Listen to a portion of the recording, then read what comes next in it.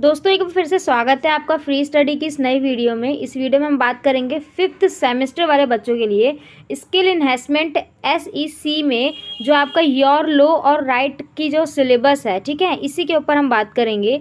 इसमें देखो आपको 5th सेमेस्टर में टोटल अगर आपको मैं सिलेबस की बात करूँ तो सिलेबस में आपको 5 यूनिट जो है पढ़ने हैं कानून और अधिकार वाले बुक से, ठीक है।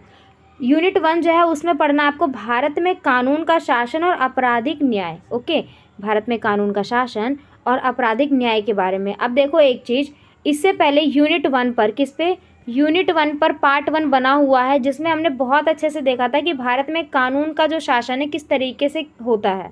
वहीं अब हम इसका पार्ट 2 देखेंगे तो पार्ट 2 में क्या क्या हम पढ़ेंगे वो अब देख लेते हैं। ओके, पर उससे पहले एक चीज़ और देख लो यहाँ पर कि इस बार आपको 5 यूनिट पढ़ने हैं जिसके अंदर कई सारे चैप्टर्स भी है। यूनिट 2 में आपको सिंपल एक चैप्टर है। यूनिट 3 के अंदर आपको 4 चैप्टर पढ़ने हैं, ठीक है, याद रखना। यूनिट 4 में आपको सशक्तिकरण के बारे में पढ़ना है और उसके अंदर भी 2 चैप्टर है। और यूनिट 5 में आपको जो है आजीविका यानी कि यहाँ पे थोड़ा सा करियर वगैरह के बारे में भी देखोगे, रोजगार वगैरह के बारे में भी पढ़ोगे। इसमें भी 2 चैप्टर आपको पढ़ना है। देखो बेसिकली इस बार जो है आपको पूरा इस मतलब पढ़ना क्या है ये चीज़ देखो तो सिर्फ और सिर्फ आपको यहाँ पे आपको अधिकार के बारे में जानने को मिलेगा और कानून कैसे है, आप जिस देश में रह रहे हो उस देश में किस तरीके के कानून लागू हैं, किस तरीके से कानून चलते हैं, लोग उसको क्यों मानते हैं, क्यों ज़रूरत पड़ी हमें कानूनों की, क्यों ज़रूरत पड़ी हमें अधिकारों की, ठीक है। क्या बिना अधिकारों के हम नहीं जी सकते। तो इस तरीके से जो क्वेश्चंस है वो सब आपके यहीं पर सॉल्व होंगे।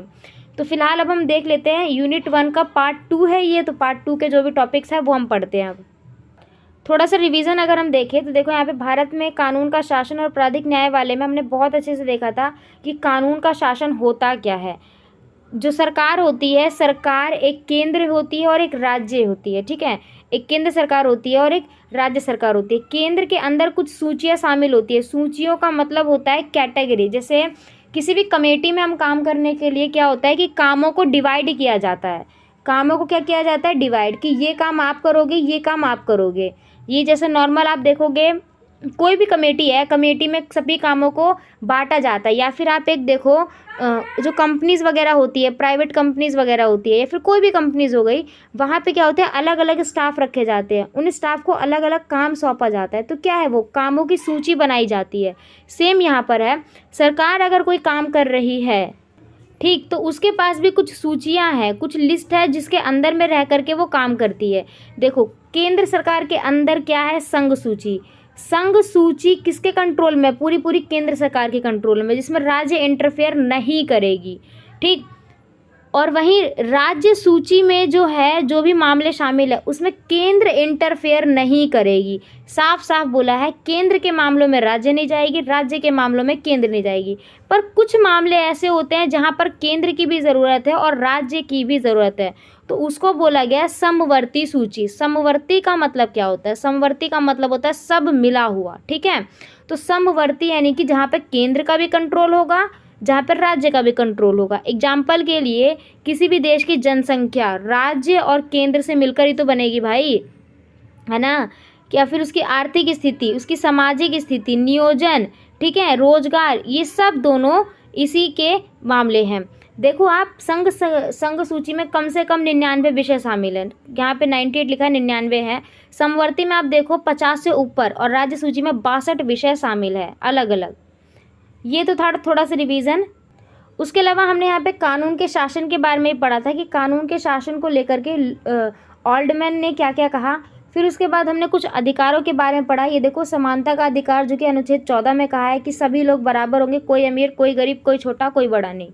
स्वतंत्रता का अधिकार जो कि अनुच्छेद 19A में कही गई है, क्या है, आर्टिकल 19 के पार्ट A में बोला गया है व्यक्ति की स्वतंत्रता के बारे में। वही आर्टिकल 20 यानी कि अनुच्छेद 20 में भी काफ़ी चीज़ों के बारे में बता रखा है। आर्टिकल 21 में बोला गया है जीवन और व्यक्तिगत स्वतंत्रता। आर्टिकल 22 में गिरफ्तारी को लेकर के बोला है कि अगर कोई व्यक्ति गिरफ्तार होता है तो उसको क्या क्या अधिकार मिलेंगे। आर्टिकल 23 में मनुष्य को लेकर के बात की गई है, जो मनुष्य की खरीद और बिक्री होती है उसको लेकर के। संवैधानिक उपचार को लेकर के अनुच्छेद 32 में बात की गई है, जो कि पूरा कंट्रोल सुप्रीम कोर्ट के पास है, ठीक है। अब देखो जो पार्ट 2 शुरू होता है वो होता है आपका पुलिस संगठन से। तो ये है आपसे यहाँ से स्टार्टिंग हो रही है आपकी पार्ट 2 की। देखो पुलिस संगठन, संगठन का मतलब क्या होता है? फ्री स्टडी पे अगर आप पहली बार नहीं हो तो संगठन का मतलब हम आपको बहुत बार बता चुके हैं। संगठन का मतलब होता है कई सारे लोगों का एक साथ मिल करके काम करना, ठीक है। और जहाँ पर वो सब मिल जाते हैं वो सब क्या हो जाता है? एक समूह, और समूह ही क्या होता है? संगठन। अब देखो पुलिस संगठन यानी कि पुलिसों कई अलग अलग कमेटी कह सकते हो, आप पोस्ट बोल सकते हो, ठीक है, अलग अलग स्टाफ्स। देखो राज्य में, कहाँ पर? राज्य की बात हो रही है, केंद्र की बात नहीं हो रही, याद रखना। राज्य में पुलिस व्यवस्था का जो क्रम चलता है, जैसे में पुलिस महानिर्देशक, ठीक है, पुलिस महानिर्देशक जिसको बोला जाता है DGI, क्या बोला जाता है? DGI सबसे बड़ा होता है। सबसे बड़ी पोस्ट कौन सी है? DGI की, जो पुलिस की समग्र प्रशासन के बारे में पूरी जिम्मेदारी रखता है। यानी कि सबसे बड़ा पोस्ट कौन सा है? DGI का।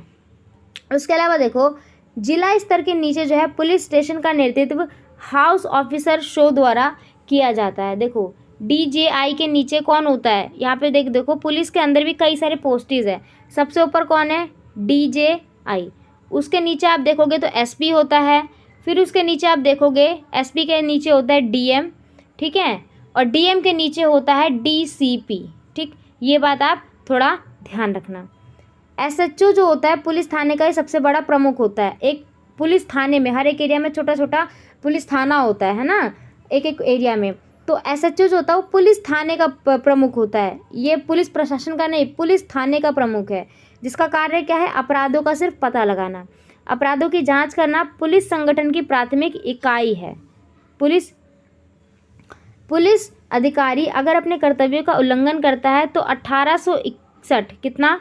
1861 अधिकार के तहत अधिकारी को 3 महीने के वेतन का जुर्माना और 1961 का भाग में साथ में यहाँ पे क्या? कारावास भी हो सकता है। देखो अगर कोई अधिकारी, किसकी बात हो रही है? व्यक्ति की बात नहीं हो रही है, अधिकारी, यानी कि अगर कोई पुलिस का ही आदमी अपने कर्तव्यों का उल्लंघन करता पाया गया, वहाँ पे उनको बोला जाता है कि आप मतलब जैसे मान लो पुलिसों के ऊपर एक पाबंदी और ये होती है कि वो शाम के समय महिला व्यक्ति को या फिर महिला आरोपी को गिरफ्तार नहीं कर सकते। बहुत ही रेयर केस है, वो उनको गिरफ्तार नहीं कर सकते। कोई महिला अधिकारी होनी चाहिए उनके साथ, महिला अधिकारी ही महिला आरोपी को गिरफ्तार कर सकती है। तो अगर उन्होंने इस रूल को फॉलो नहीं किया, अगर उन्होंने इसका उल्लंघन किया तो क्या होगा? उनकी 3 महीने की जो सैलरी होती है वो कट कर दी जाएगी, साथ में जुर्माना और जेल वगैरह भी होती है। ये किसके अंदर बोला गया है? ये बोला गया 1861 का जो अधिनियम आया था उसके अंदर सारी बात बोली गई है। साथ में 1996 में सुप्रीम कोर्ट ने जो अनुच्छेद 32 के तहत में जो याचिका दायरा किया उसमें नए पुलिस प्रशासन को लाया। अब देखो नए पुलिस प्रशासन अधिनियम में क्या क्या बातें कही गई थी ये हम देखेंगे।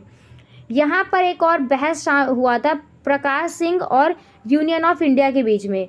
यूनियन ऑफ इंडिया के बीच में यहाँ पे जो है बहस छुड़ी हुई थी, और इसमें से जो है पुलिस सुधार के उपाय बताए थे कि पुलिस सुधार में क्या क्या उपाय होने चाहिए। इन्होंने बोला कि पुलिस प्रशासन में कई सारे कमियां हैं जिसको दूर करनी ज़रूरी है।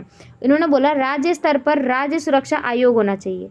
राज्य स्तर पर क्या होता है? राज्य स्तर पर हर एक एरिया में पुलिस होता है, लेकिन ये कहते हैं कि राज्य स्तर पर एक सुरक्षा आयोग बनाओ और उसको ये काम दो कि पूरे राज्य की जनता की सुरक्षा का हक, ये जिम्मेदारी किसकी है? उसकी है। पुलिस प्रमुख की नियुक्ति के लिए पारदर्शी प्रक्रिया। पारदर्शी का मतलब क्या होता है? आर या पार, मतलब कि कुछ भी छुपा हुआ ना हो, ठीक है, सच हो। कानून और व्यवस्था के लिए जांच कार्यों को अलग होना चाहिए, ये सब चीज़ बोलिए। साथ में लोकतंत्र को अपनाना चाहिए, ये बात कही गई है। अब देखो हम कानून के प्रशासन में एक और है बहुत बड़ा टॉपिक, न्यायपालिका। न्यायपालिका बहुत बड़ा रोल निभाती है न्याय में, ठीक है, कानून के प्रशासन में। भारत में अधिकार में अगर मैं बोलूँ तो भारत में न्यायपालिका की संरचना कम तरीके से कार्य करती है। सुप्रीम कोर्ट, हाई कोर्ट और डिस्ट्रिक्ट कोर्ट। यहाँ देखो, यहाँ थोड़ा सा मुझे लग रहा है वर्ड का आगे पीछे हुआ है। भारत में न्यायपालिका की जो संरचना है वो कम नहीं, वो 3 तरीके से काम करती है। 3 लिख लेना है इसको आप, ठीक ना। 3 तरीके से काम करती है। एक होता है सुप्रीम कोर्ट SC, एक होता है हाई कोर्ट, ठीक है, उच्चतम न्यायालय जिसको बोला जाता है, और एक होता है डिस्ट्रिक्ट कोर्ट, ठीक है ना, जो हर एक एरिया में होता है। जैसे पटना कोर्ट, ठीक है, एग्जाम्पल के लिए पटना कोर्ट हो गया, अलग अलग जगह के होते हैं, ठीक। ये है तो 3 ही तरीके के कोर्ट है जो कि संरचना में 3 कैटेगरी में बांटा हुआ है। भारत का सर्वोच्च न्यायालय, किसकी बात हो रही है? सुप्रीम कोर्ट की बात हो रही है। संविधान का संरक्षण और नागरिकों को जो मौलिक अधिकार मिलता है उसका रक्षक माना गया। किसको? सुप्रीम कोर्ट को। यानी कि अगर किसी भी व्यक्ति के मौलिक अधिकारों का उल्लंघन होता है तो भाई वो डायरेक्ट सुप्रीम कोर्ट में अपील कर सकता है कि मेरे इस अधिकार का उल्लंघन हुआ है। डायरेक्ट, ऐसा नहीं है कि वो पहले अपने डिस्ट्रिक्ट कोर्ट जाएगा, वहाँ से हाई कोर्ट में अपील देगा, फिर उसके बाद कहीं जा करके सुप्रीम कोर्ट तक सुनवाई नहीं हो, वो डायरेक्ट सुप्रीम कोर्ट पे पहुँच सकता है।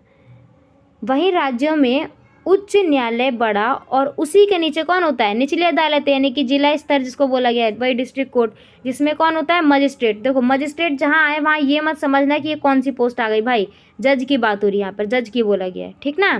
तो आप यहाँ पर ध्यान रखना। अब देखो मजिस्ट्रेट कोर्ट के बारे में आप देखो। मजिस्ट्रेट कोर्ट प्राथमिक स्तर की अदालत है जो कि नागरिकों को सबसे पहले अधिकारों से निपटाती है। मजिस्ट्रेट कोर्ट में अलग अलग तरीके के रैंक के मजिस्ट्रेट होते हैं, जैसे न्यायिक मजिस्ट्रेट हो गए, कार्यपालिका मजिस्ट्रेट हो गए, अलग अलग रूप में बटे होते हैं। ग्रामीण क्षेत्र में इसी को मुसाफिर और महानगरों में इसको महानगर मजिस्ट्रेट कहते हैं, ठीक है।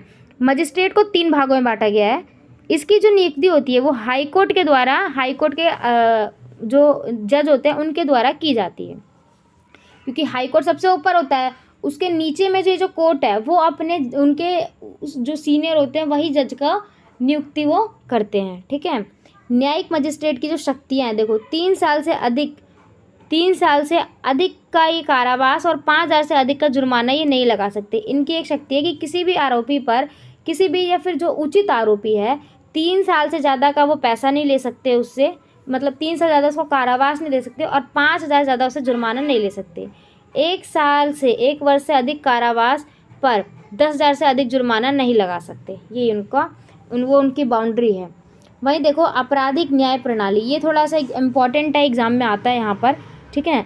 आपराधिक न्याय प्रणाली में क्या क्या बोला गया, यहाँ पे बात कही गई है भारतीय दंड संहिता की। कब हुआ था ये पास? ये हुआ था 1860 में। 1860 में भारतीय दंड संहिता के अंदर बात कही गई है काफ़ी सारी चीज़ों की, कि किस अधिकारी को दंड कब मिलना चाहिए, किस हिसाब से दंड देना चाहिए। क्या ऐसा है कि अगर एक ही आरोपी 2 बार अगर कोई गुनाह करता है तो उसको 2 बार सज़ा मिलेगी? नहीं।